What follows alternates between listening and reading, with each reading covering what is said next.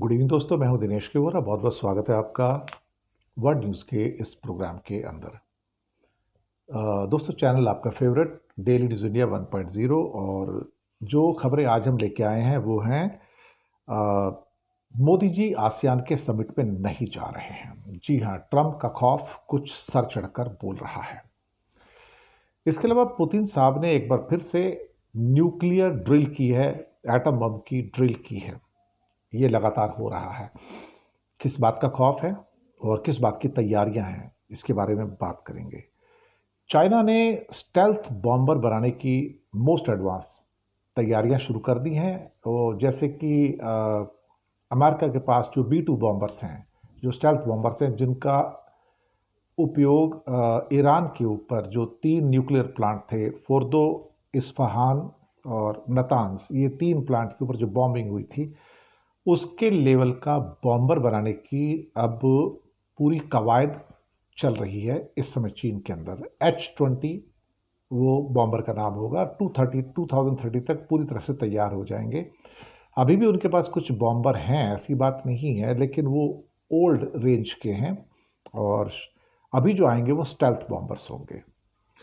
साथ में American sanctions जो लगी हैं भारत के ऊपर अभी, खास तौर से तेल को लेके, वो बहुत डेडली हैं। और ये सैंक्शंस लगी तो रशिया के ऊपर है, लेकिन उसका सीधा असर भारत के ऊपर है, क्योंकि भारत अब रूस से तेल नहीं खरीद पाएगा। इसके ऊपर खबर हमने वर्ल्ड व्यू के अंदर भी बताई है। और साथ में IAEA, international atomic energy agency, जो कि अमेरिका का पेट है, जिसको ईरान ने अपने घर के बाहर धक्के मार के निकाल दिया है। अब वो कहता है कि फिर से पुरानी स्टोरी आ रही है। उनके जो चीफ है मिस्टर ग्रॉसी की ईरान 10 एटम बम तुरंत बना सकता है। ये दरअसल कुछ नहीं है, ये उकसाया जा रहा है कि ताकि ईरान के ऊपर हमले का एक फिर से बैकग्राउंड बनाया जा सके। तो बहुत बहुत स्वागत है आप सबका। नमस्कार, गुड इवनिंग, आदाब अर्ज़ है और सत श्री अकाल आप सबको।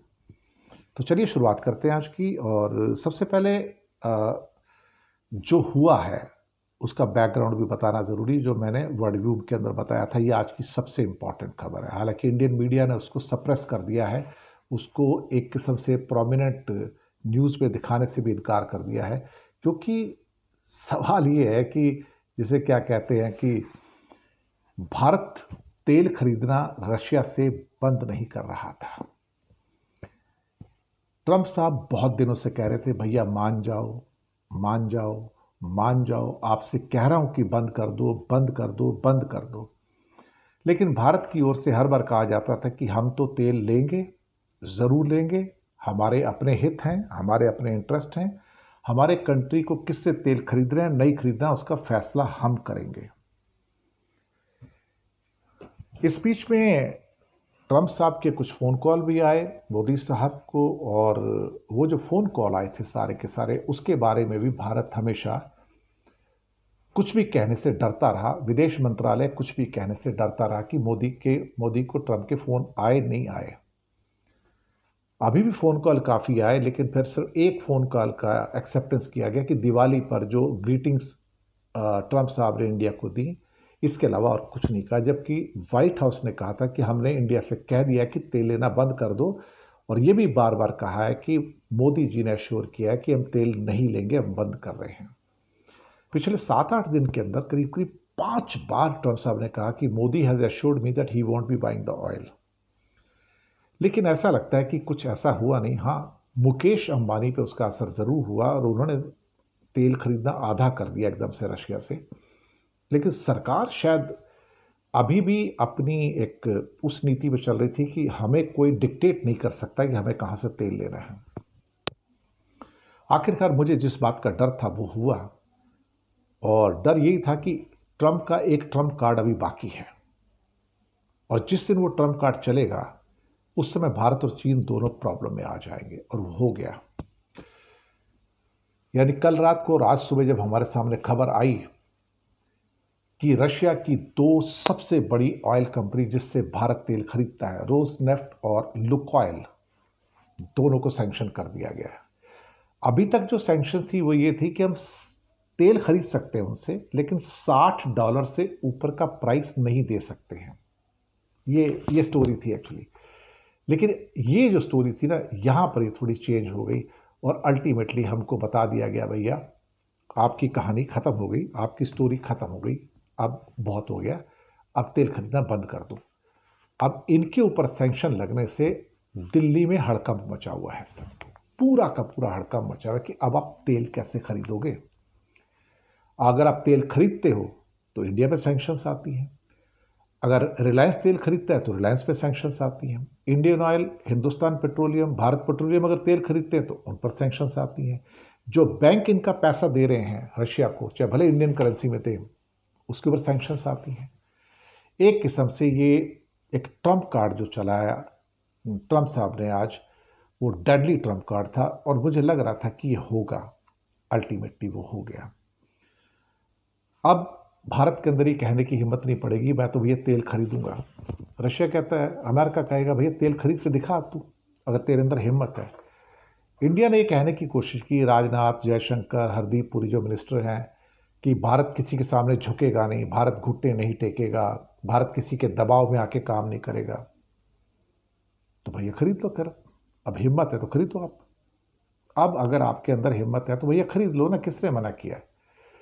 रिलायंस ने तो कट कर दिया और रिलायंस की जो नई राइटर्स की रिपोर्ट आई है उसके मुताबिक Reliance is stopping the oil fully right now, और गवर्नमेंट की ओर से भी कह दिया गया कि शायद अब हम और रशिया से तेल नहीं खरीदेंगे। सरकार ने कुछ नहीं किया, लेकिन ऑयल कंपनी के कुछ ऑफिशियल्स का कहना है, जो एक रिलायंस उसका राइटर्स की रिपोर्ट आई है डिटेल में, उन्होंने कह रहे हैं कि हमारे पास अब कोई रास्ता बचा नहीं है क्योंकि हम सैंक्शंस में नहीं जाना चाहते। तो जो तेल कंपनी सैंक्शन में चली जाएंगी, तो अगर रिलायंस और इंडियन ऑयल जैसी बड़ी कंपनियों के ऊपर अगर सैंक्शन लग जाती है तो आपके पास कोई रास्ता नहीं बचता उसके बाद। और दूसरी बात, अब हालात ऐसे हो गए हैं कि मोदी जी ट्रंप का सामना नहीं करना चाहते। फ़ोन पे भले बात कर लें, एक आधा ट्वीट कर लें और बात है, लेकिन मोदी सामना नहीं करना चाहते। अभी आसियान समिट में मलेशिया में वो आ रहे हैं, तो वहाँ पर मोदी लास्ट मिनट पे आज उनका प्रोग्राम कैंसिल हो गया कि मैं मलेशिया नहीं जा रहा हूँ, क्योंकि मोदी ट्रंप का सामना ही नहीं करना चाहते, उसको फेस नहीं करना चाहते। इसका मतलब जो एपेक समिट है कोरिया के अंदर, जो 31 अक्टूबर और 1 नवंबर को, वहाँ भी नहीं जा रहे। और आसियान का समिट तो अभी था 26 तारीख को, 2 दिन बाद सिर्फ, और वहाँ पे ट्रंप साहब स्पेशल इन्वाइटेड थे। लास्ट मोमेंट में मोदी का वहाँ ना जाना, एक बात क्लियर हो गई कि मोदी को समझ आ गया कि बाकी हेड ऑफ स्टेट्स के सामने मेरी बेइज्जती की जाएगी और ट्रंप मौका नहीं छोड़ेंगे मुझे बेइज्जती करने का और मैं कुछ कर नहीं पाऊंगा। तो फॉरेन मिनिस्ट्री ने कहा कि आप मत जाओ, there is likelihood that Trump will insult you, Trump will humiliate you actually there, and he will say something that you will not be able to tolerate it, then there might be a problem. So better please don't go to ASEAN summit. आप सोच सकते हो खौफ कितना है। दूसरी बात, मैं हमेशा से एक बात कहता आया हूं, पावरफुल कौन है उसकी एक ही डेफिनेशन है, पावरफुल वो है जो सैंक्शन लगा सकता है। जी हां, पावरफुल वो है जो सैंक्शन लगा सकता है। जो सैंक्शन खाता है वो पावरफुल नहीं होता है। अब ये सच्चाई है कि मोदी आसियान समिट में नहीं जा रहे हैं। दूसरी खबर पे आते हैं।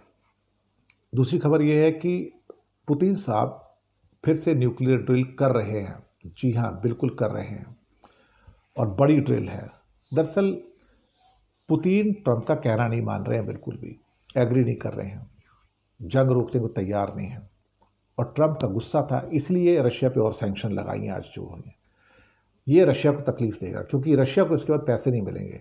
चाइना भी सैंक्शन में आता है, इंडिया भी सैंक्शन में आता है। इंडिया ने तो डिसाइड कर लिया कि ऑलमोस्ट, अब इनडायरेक्टली मैं आपको बता रहा हूँ अनऑफिशियली, कि हाँ इंडिया नहीं लेने जा रहा तेल।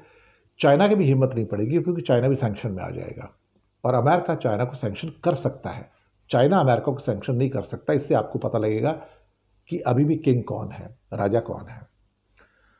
तो पुतिन ने जो अपना एटॉमिक न्यूक्लियर जो एक्सरसाइज है उसको देखा, जो ज़मीन पे था, हवा में था, पानी के अंदर था, सब जगह था।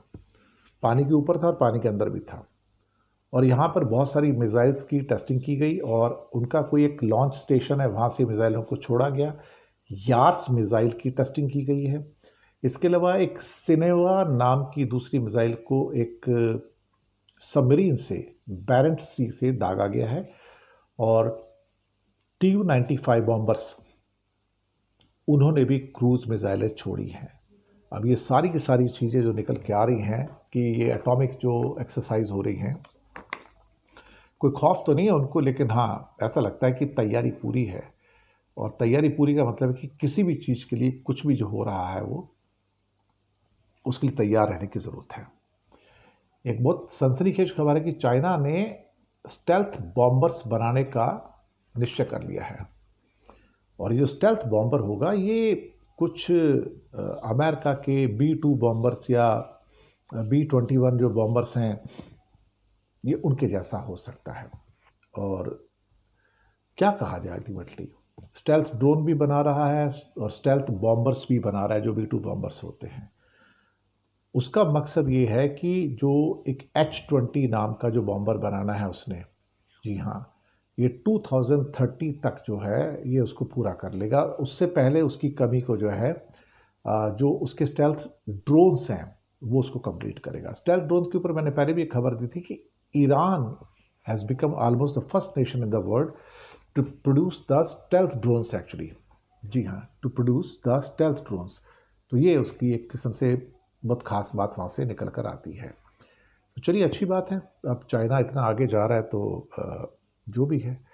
इसके साथ ही इंटरनेशनल एटॉमिक एनर्जी एजेंसी, जी हाँ, और उनके चीफ आपको मालूम है ग्रॉसी, तो ग्रॉसी साहब तो वैसे भी ट्रम्प के चमचे हैं, आपको पता ही है ना। और फिर से वही पुराना रोना जो कि ईरान वॉर के टाइम में था कि उनके पास 400 किलोग्राम का शुद्ध यूरेनियम है, वो 10 बम बना सकता है और ईरान के खिलाफ इस समय एक्शन लेने की ज़रूरत है। इनके जैसे जो पेट, मैं क्या कहूँ, जो पेट्स हैं ना, पेट्स, वो ऑलरेडी ईरान अपने गेट के बाहर छोड़ चुका है। ईरान जो है इनको गेट के बाहर छोड़ चुका है और उनसे कह चुका है भैया जा वापस जा, तेरी ज़रूरत नहीं है और तेरी को सुनने को भी तैयार नहीं है। मुझे लगता है कि अपने आप में ईरान के द्वारा जो इसको धक्का दिया गया ना ग्रॉसी को, IAEA को, वो उसको परेशान कर रहा है कि इतनी इंसल्ट तो कभी किसी देश ने उसकी की नहीं जितनी ईरान ने उसकी इंसल्ट की है, और वो उससे बर्दाश्त नहीं हो रहा। और फिर से वही कि तुम्हारे खिलाफ एक्शन हो सकता है, तुम्हारे खिलाफ हमला होगा और तुम्हारे खिलाफ कुछ ना कुछ होगा। तो ये सब चीज़ें जो निकल कर आ रही हैं वो अपने आप में काफ़ी हद तक महत्वपूर्ण है, लेकिन ठीक है कोई बात नहीं। लेकिन मैं तो कम से कम क्या कहते हैं कि इस मामले में बिल्कुल कंफर्म हूँ कि IAEA is a pet dog of America, और जिसको एक किस्म से बाहर निकाल दिया गया ईरान के द्वारा। अब एक खबर आ रही है जो कि विशेष रूप से इज़राइल के ऊपर खाड़ी देश जो हैं वो गुस्सा दिखा रहे हैं, और अब्राहम अकॉर्ड को लेकर भी थोड़ा बीच में उनका एंगर निकल कर आ रहा है।